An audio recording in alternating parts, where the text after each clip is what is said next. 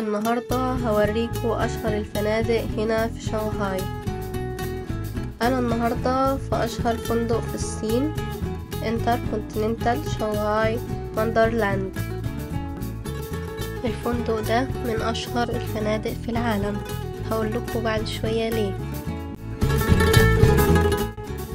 ده كده مدخل الفندق بيودي على الريسبشن. الفندق ده من أغرب الفنادق في الصين علشان هو مبني تحت الأرض.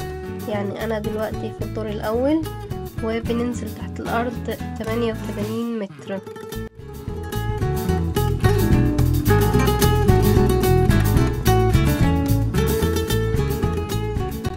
الفندق ده عبارة عن 16 دور مبني تحت الأرض، فيهم دورين تحت المية، اتبنى في منحدرات حجرية لمنجم قديم مهجور.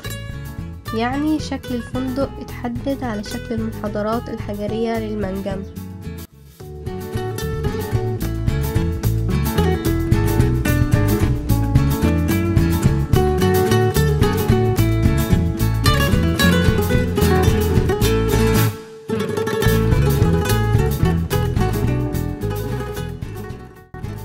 تعالوا نشوف مع بعض شكل الفندق عامل ازاي.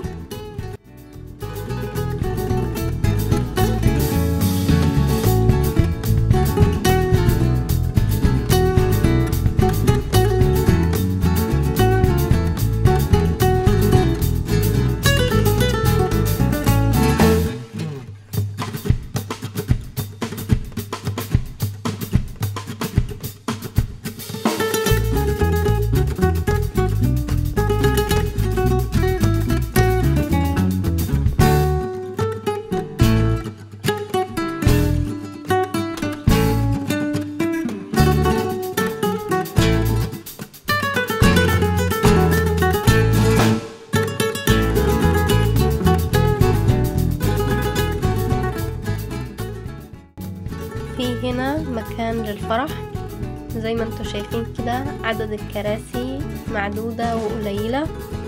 ده بيكون عدد المعازيم هنا في أفراح الصينيين.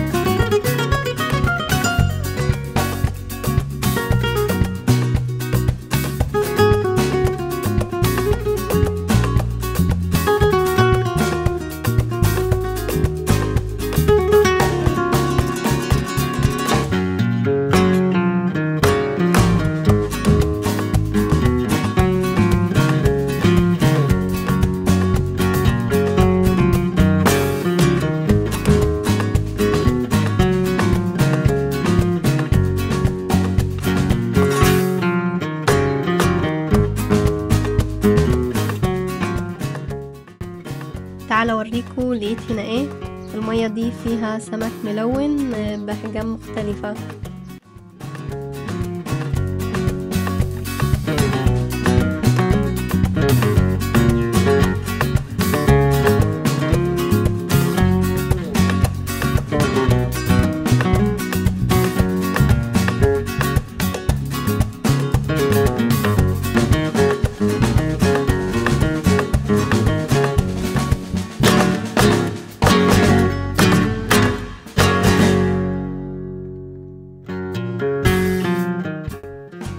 رأيكم في اللعبة دي؟